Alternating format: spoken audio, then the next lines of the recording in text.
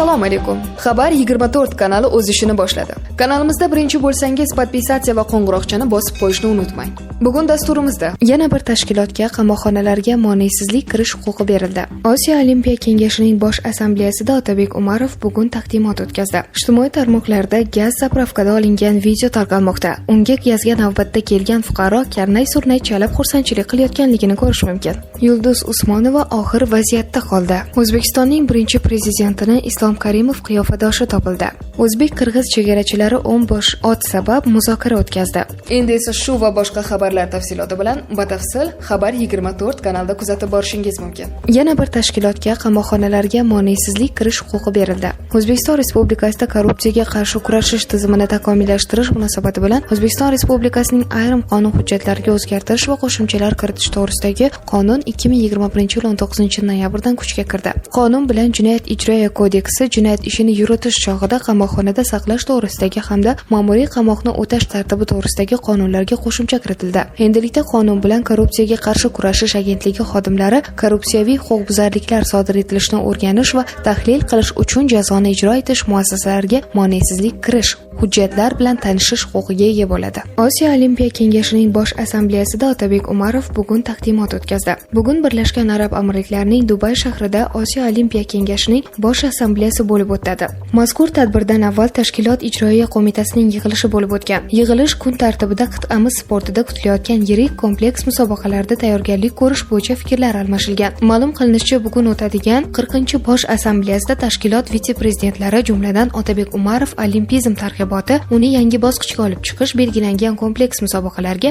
tayyorgarlik haqida taqdimot namoyish etishadi. Oybek Kasimov tadbir ishtirokchilarini mamlakatimizda Toshkent 2025 yoshlar Osiyo o'yinlariga tayyorgarlik bo'yicha olib borilayotgan ishlar bilan tanishtirishi ma'lum qilingan. Ijtimoiy tarmoqlarda gaz zapravkada olingan video tarqalmoqda. Unga gazga navbatda kelgan fuqaro karnay-surnay chalib xursandchilik qilayotganligini ko'rish mumkin. O'zbekistonning birinchi prezidentini Islom Karimov qiyofadoshi topildi.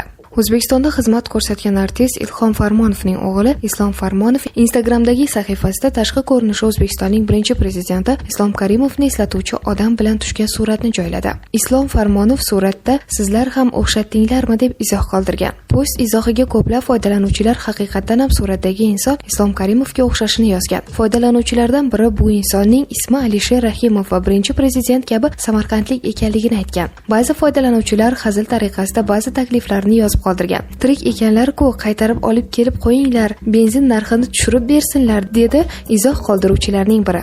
O'zbek-qirg'iz chegarachilari 10 bosh ot sabab muzokara o'tkazdi. Qirg'iziston Milliy xavfsizlik davlat qo'mitasining Jalolobod viloyati chegara xizmati xodimlari o'tlash vaqtida O'zbekiston hududiga o'tib ketgan 15 otni Qirg'iziston fuqarosiga qaytarib berdi.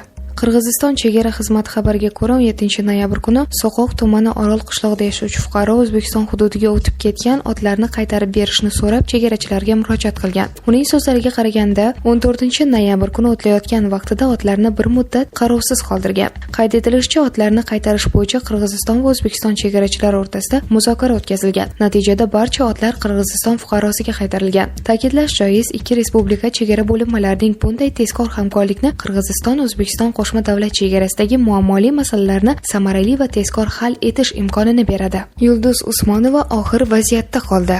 Yulduz Usmonova 20 ta qo'shiqni bekor qilgani va buning sababini aytdi. Manda bo'laveradi degan narsa yo'q. Konsert programmasi ham shu. O'xshamasa buzib boshqatdan yozishni boshlaydi. Konsertdan oldin 20 ta ashulani programma o'xshamagan uchun annullировать qilib, hammasini boshqatdan yozib boshqa. Ijtimoiy tarmoqlar bloklanishiga qarshi murojaat rad etildi. Mening fikrim portali internet platformalari bloklanishiga sabab bo'layotgan moddani bekor qilish haqidagi murojaatni ko'rib chiqib, uni ovozga qo'yishni rad etdi. Ma'lum qilinishicha, kuchga kirganiga 1 yil bo'lmagan qoidalarni bekor qilish haqidagi takliflar qabul qilinmaydi. O'zbekistonda ijtimoiy tarmoqlar bloklanishiga sabab bo'layotgan shaxsga doir ma'lumotlar to'g'risidagi qonunning 27-moddasini bekor qilishni so'rab yuborilgan jamoaviy murojaatlarni veb portalga joylashtirish rad etildi. Mening fikrim, jamoaviy murojaatlar portali moderatori qabul qilingan paytidan 1 yil muddat o'tmagan hujjatga doir masala portalga joylashtiriladigan murojaatlarning predmeti bo'lishi mumkin emasligini bildirilgan. Mening fikrim, veb portali orqali elektron jamoaviy jamoaviy murojaatlar berish va ularni ko'rib chiqish tartibi to'g'risidagi nizomning 11-bandida mazmuni va ma'nosiga ko'ra veb portalga kelib tushgan, joylashtirilgan murojaatlarga o'xshash bo'lgan yoxud qabul qilingan paytidan e'tiboran 1 yil muddat o'tmagan vakolatli davlat organining qarori qabul qilib bo'lingan murojaat mening fikrim veb portaliga joylashtiriladigan murojaatlarning predmeti bo'lishi mumkin emas. Ya'ni mazkur qoidaga muvofiq sizning 746/21 murojaatingizga bildirilgan O'zbekiston Respublikasining shaxsga doir ma'lumotlar to'g'risidagi qonunining 27-moddasini bekor qilish haqidagi taklifingiz 2021-yilning 16-aprelida kuchga kirgan bo'lib, mazkur masala u kuchga kirgan sanadan e'tiboran 1 yil muddat o'tgandan so'ng mening fikrim veb portaliga ko'rib chiqildi. Shu munosabat bilan murojaatingiz mening fikrim veb portaliga joylashtirilmasligi ma'lum qilindi, deyiladi moderator javobida. AI Saxon markali benzin narxi 9,5% ga pasaydi. Hafta mobaynida AI Saxon markali benzinning birjadagi narxi 9,5% ga pasaydi. Bu haqda Monopoliyaga qarshi kurashish qo'mitasi axborot xizmati xabar bermoqda. 15-19 noyabr kunlari O'zbekiston Respublikasida tovar xomashyo birjasida o'tkazilgan ochiq birja savdolari yakunlariga ko'ra, AI Saxon markali avtomobil benzinining o'rtacha sotilish narxlari mahsulotning 1 tonnasi uchun 9,5% ga pasaydi. Hafta yakuniga ko'ra birja bozorining mazkur sistemasiga taklif darajasi 3,1% ga o'sgan. Shuningdek, birja savdolariga qo'yilgan benzin hajmidagi kichik 1 tonnalik lotlarning ulushi 6% dan 30% gacha oshirilgan. Buning natijasida birja savdolari orqali benzinni sotib olgan xaridorlarning soni 32 dan 1,3 ya'ni 4,5 baravarga o'sgan. Avvalroq xabar berganimizdek, Xalqlar do'stligi bekatidagi holat mas'ullar tomonidan batafsil o'rganildi. Vaziyatga oydinlik kiritilishicha, konsertdan so'ng ommaning ko'payib ketganligi sababli kassaga kirish yo'laklarida tirbandlik yuzaga kelgan. Shu sababdan kirish qismida tartibsizlik bo'lmasligi uchun yo'lovchilar ma'lum qismga ajratilgan holda o'tkazilgan. Saakashvilining Rustaviy qamoqxonasida narsalarni yig'ishtirayotgani aks etgan video tarmoqlarda e'lon qilindi. Sobiq prezident Gildani qamoqxonasi klinikasiga o'tkazildi. Rossiyada 6 nafar o'zbekistonlikka hukm o'qildi. Rossiyaning Novosibirsk shahrida 6 nafar o'zbekistonlik migrant xonada ishlaydigan xitoylikka hujum qilgani uchun sud qilindi. Ulardan biri qotillikda ayblandi.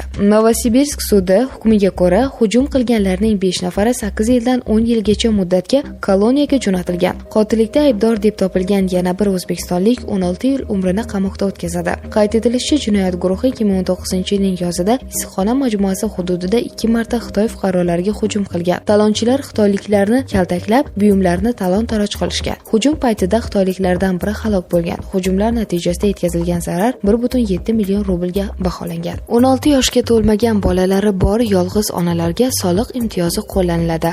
2 va undan ortiq 16 yoshga to'lmagan bolalari bor yolg'iz onalar uchun soliq imtiyozi qo'llaniladi. Bu haqda Adliya vazirligi xabar bermoqda. Qonunchilikka ko'ra 2 va undan ortiq 16 yoshga to'lmagan bolalari bor yolg'iz onalarning mehnatga haq to'lash eng kam miqdorning 1,41 baravari miqdoriga daromadlari soliq solishdan ozod etiladi. Bu imtiyoz har bir bola uchun fuqarolik holati dalolatnomalarini yozish organlari tomonidan taqdim etiladigan ma'lumotnoma asosida beriladi.